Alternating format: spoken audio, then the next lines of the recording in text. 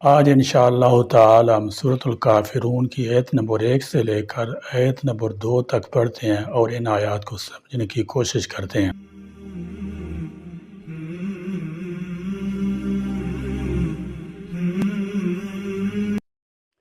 نحمدہ ونصلی علی رسولہ الکریم۔ سورۃ الکافرون کا تعارف، یہ مکی صورت ہے۔ قرآنی ترتیب کے لحاظ سے 109 جبکہ نزول کے اعتبار سے 18ویں نمبر پر ہے۔ ایک رکوع اور 6 آیات، کلمات 26 اور 94 حروف پر مشتمل ہے۔ عقائد کے اعتبار سے انسانوں کی 3 اقسام ہیں۔ نمبر 1 مومن، نمبر 2 کافر، نمبر 3 منافق۔ اللہ رب العزت نے قرآن میں ان تینوں کے نام پر صورتیں نازل فرمائیں۔ ایک سورہ مومنون ہے، ایک سورہ منافقون ہے اور یہ سورہ کافرون ہے۔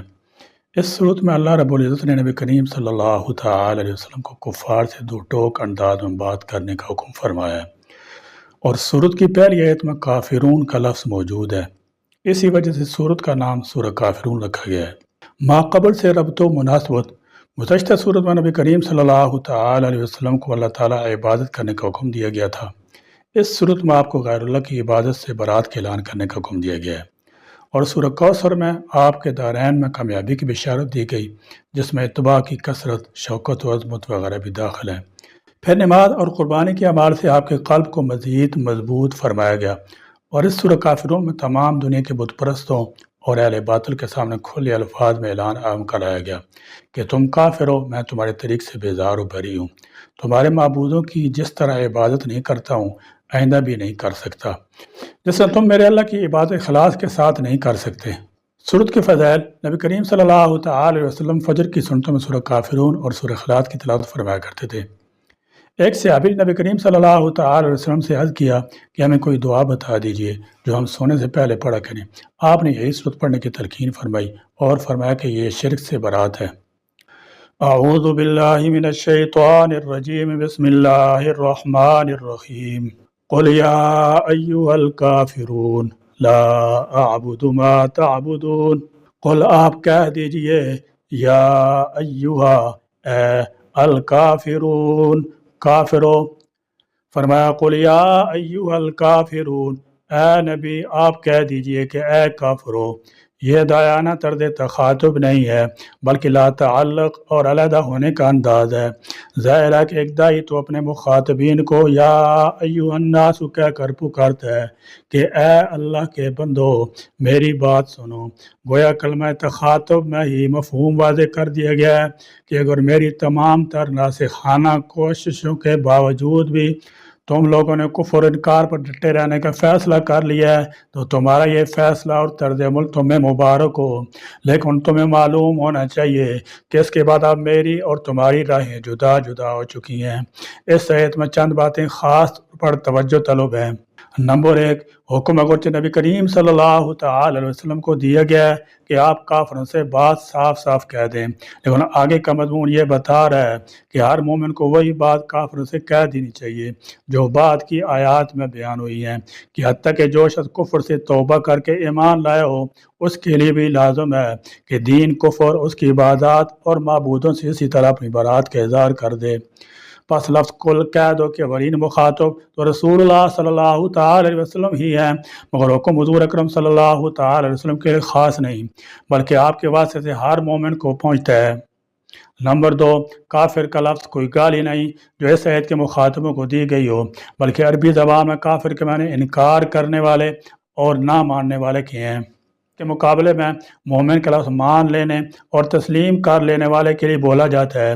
لہذا اللہ کے حکم سے نبی صلی اللہ تعالی علیہ وسلم کو یہ فرمانا کہ اے کافرو، دراصل اس معنی میں ہے کہ اے وہ لوگو جنہوں نے میری رسالت اور میری لائی ہوئی تعلیم کو ماننے سے انکار کیا ہے۔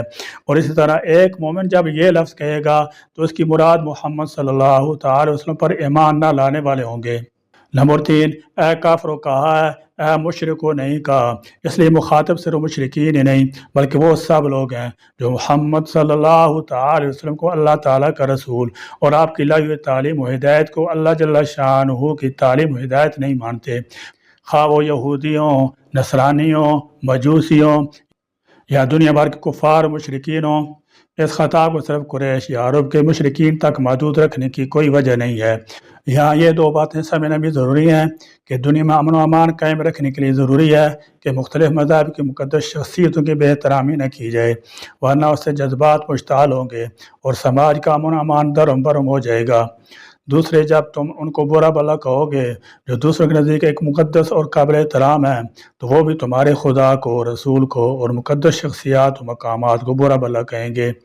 اس طرح گویا ہم خود اسلام کی مقدس چیزوں کو برا بھلا کہلانے کا سبب بنیں گے۔ اسی سے فقہا کے ایک اصول 7 ذریعے کی تائید ہوتی ہے، یعنی اگر کوئی بات جائز بھی ہو لیکن وہ کسی برائی کا ذریعہ بنتی ہو تو اس سے بچنا ضروری ہے، کیونکہ گناہ کا ذریعہ بھی گناہ ہوتا ہے اور نیک کام کا ذریعہ بھی باعث اجر و ثواب ہے۔ یہاں یہ بات اچھی طرح سمجھ لیں کہ ایک ہے شرک کی تردید کرنا۔ لات منات کے پاس خدائی اختیارات نہیں ہیں، یہ مشکل کشا حاجت روا نہیں ہے، ان میں اللہ تعالیٰ کی صفات نہیں ہیں، یہ بیان کرنا تو فرض ہے، کیونکہ جب تک ان کی الوہیت کی تردید نہیں کی جائے گی شرک کی تردید نہیں ہوگی۔ اور ایک ہے کہ برا بھلا کہنا کہ لات کی ایسی کی تیسی، منات کی ایسی کی تیسی اور ان کو گالی دینا، یہ صحیح نہیں ہے۔ دونوں میں بڑا فرق ہے۔ ایک ہے کسی کا عقیدہ بیان کرنا کہ اس کا عقیدہ کیسا ہے، مثلا ہم کہتے ہیں کہ شیعہ کافر ہیں اور ان کے کفر میں رتی برابر بھی شک نہیں، اور کافر کو کافر کہنا کوئی جرم نہیں، کافر کو دیکھ کر کافر کافر کے نعرے لگانا درست نہیں۔ دیکھو قرآن کریم میں اے نبی کریم صلی اللہ تعالی وسلم آپ کہہ دیں یا ایھا الکافرون، اے کافرو۔ سورہ مائدہ میں لقد کفر الذین قالوا ان اللہ هو المسیح ابن مریم، البتہ تحقیق کافر ہیں وہ لوگ جنہوں نے کہا بے شک اللہ تعالیٰ عیسیٰ ابن مریم ہے۔ اگر اس کو کافر اپنے لیے گالی سمجھیں تو یہ ان کی نادانی ہے۔ اور ایک ہے کہ ان کو دیکھ کر نعرے لگانے شروع کر دیے جائیں، کافر کافر شیعہ کافر، کافر کافر شیعہ کافر۔ اس کو شریعت پسند نہیں کرتی کہ اسے فتنے کا دروازہ کھلتا ہے۔ اسی طرح عیسائی بھی کافر ہیں، یہودی بھی کافر ہیں، مگر ان کو کوئی دیکھ کر شروع ہو جائے کافر کافر عیسائی کافر، کافر کافر یہودی کافر، طریقہ ٹھیک نہیں ہے، اس کو شریعت پسند نہیں کرتی، کیونکہ یہ انداز چڑھانے کا ہے۔ لا نہیں آبدو، میں عبادت کرتا، ما تعبدون، جن بتوں کی تم عبادت کرتے ہو۔ اس سورہ میں ان کافروں سے خطاب ہے جس کے بارے میں اللہ تعالیٰ نے فرمایا وَلَيَزِيدَنَّ كَثِيرًا مِّنْهُم مَّا أُنزِلَ إِلَيْكَ مِن رَّبِّكَ طُغْيَانًا وَكُفْرًا فَلَا تَأْسَ عَلَى الْقَوْمِ الْكَافِرِينَ۔ جب آپ کی دعوت سے مکہ میں کچھ لوگ مسلمان ہو گئے تو کفار مکہ کو ابتداءً اسلام اور کفر میں سمجھوتے کی سوجی اور اس کے لیے کئی راہیں اختیار کی گئیں، کبھی لالچ کا راستہ، کبھی دھمکی اور دھونس کا راستہ، حتیٰ کہ ایک دفعہ کفار نے یہاں تک پیشکش کر دی کہ آپ چاہو تو ہم آپ کے قدموں میں مال و دولت کے انبار لگا دیتے ہیں، حکومت چاہو تو وہ بھی حاضر ہے، کسی مالدار اور حسین لڑکی سے شادی چاہتے ہو تو وہ بھی حاضر ہے، مگر ہمارے معبودوں کی توہین نہ کیے کرو۔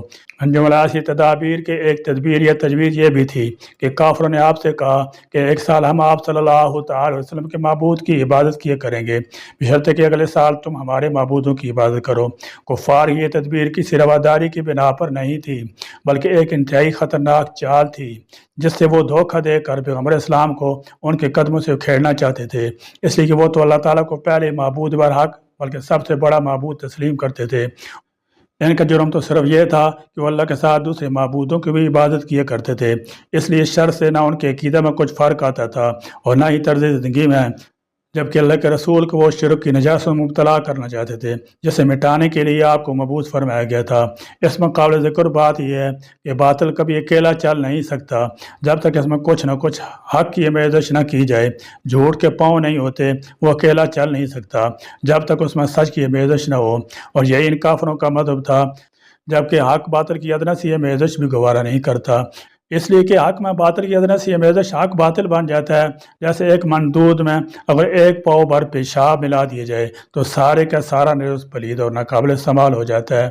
اس سورہ مبارکہ میں اللہ تعالیٰ نے زیادہ تر کفر شرک کی تردید فرمائی ہے جو کہ نوع انسانی کی ایک عظیم بیماری ہے۔